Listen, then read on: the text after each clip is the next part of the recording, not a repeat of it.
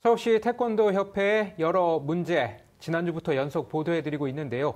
오늘은 서울시 태권도 협회를 1년 넘게 취재한 국윤진 기자와 함께 더 자세한 이야기 나눠보겠습니다. 네, 국 기자가 지난해부터 1년 넘게 보도를 하고 있는데요. 주로 어떤 문제들이 있는지부터 먼저 간략하게 좀 짚어주시죠. 네, 지난해에는 서울시 태권도협회가 승부 조작에 연루된 관계자들에게 솜방망이 처벌을 내렸고 또 각종 규약을 협회 운영에 쉽게 알맞도록 개정한 내용에 대해서 보도를 해드렸는데요. 이번에는 불투명한 회계 관리 실태 위주로 살펴봤습니다. 네. 서울시 태권도협회는 체육계에서 영구 제명된, 그러니까 활동 자격이 박탈된 사람들을 임원으로 위촉해서 급여성 경비를 지급했습니다. 네. 한마디로 매달 월급처럼 돈을 줬다는 건데요. 특히 이 영구 제명자들 가운데 A씨는 협회에서 10대, 11대 회장을 지낸 인물입니다. 네. A씨가 2017년부터 지난해까지 3년간 협회에서 상임 고문으로 활동하면서 받은 돈은 확인된 것만 1,200여만 원으로 A씨는 이 기간 자신의 아내가 운영하는 식당에서 수시로 고문단 회의를 열고 법인카드를 사용한 것으로 드러났습니다. 식당 관계 있잖아요. 순댓국을 하는 게 아니라 소갈비도 소 등심도 하고 다 그랬어요. 교통이 좋다 해서 나는 그날 있지도 않았어요.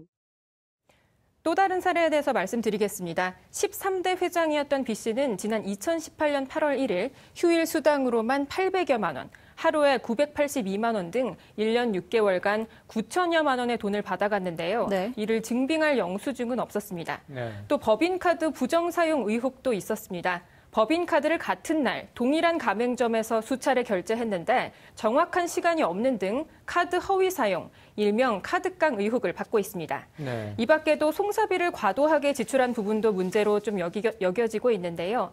협회에 문제 제기를 한 그런 소속 회원들을 대상으로 고소 고발을 남발하는 등 협회가 지난 5년간 지출한 송사비는 모두 5억여 원에 육박합니다.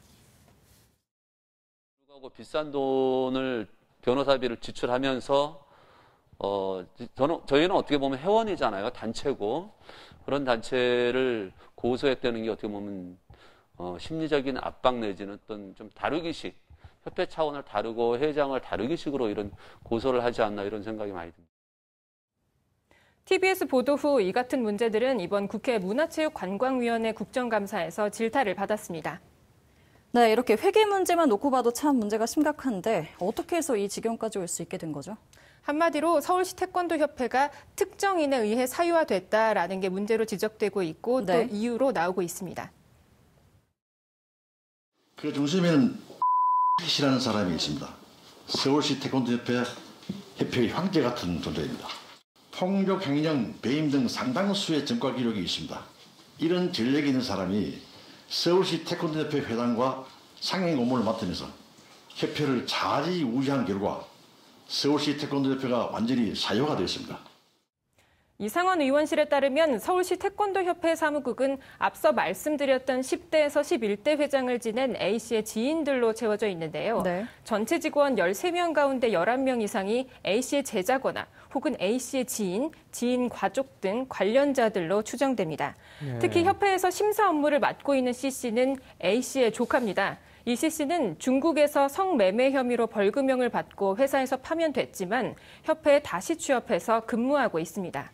네, 그러니까 이 특정인에 의해서 협회가 구성이 돼서 잘못을 해도 쫓겨나지도 않고 그런 거 보면 이 관리 감독이 잘 안 됐다고 볼 수도 있겠네요. 네, 그렇습니다. 서울시 태권도협회 관리감독 기관, 가장 가까운 기관이라고 볼 수 있는 것은 바로 서울시 체육회인데요. 네.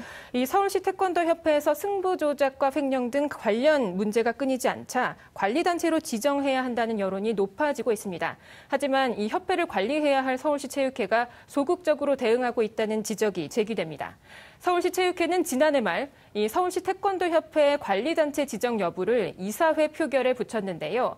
정족수 부족 등 절차상이나 내용상으로도 문제가 많았는데 밀어붙이기식으로 부결시킨 것으로 드러났습니다. 다음에 저는 서울시 태권도협회가 관리단체로 가는 게 맞지 않는가 저 생각이 듭니다. 그리고 우리 체육회 회장님 민선 1기로 지금 이제 시작을 하신 지 얼마 안 되셨지 않습니까? 근데 저는 이 부분을 털고 나가야 우리 서울시 체육회가 바로 서지 않는가 그런 생각이 들거든요. 그래서.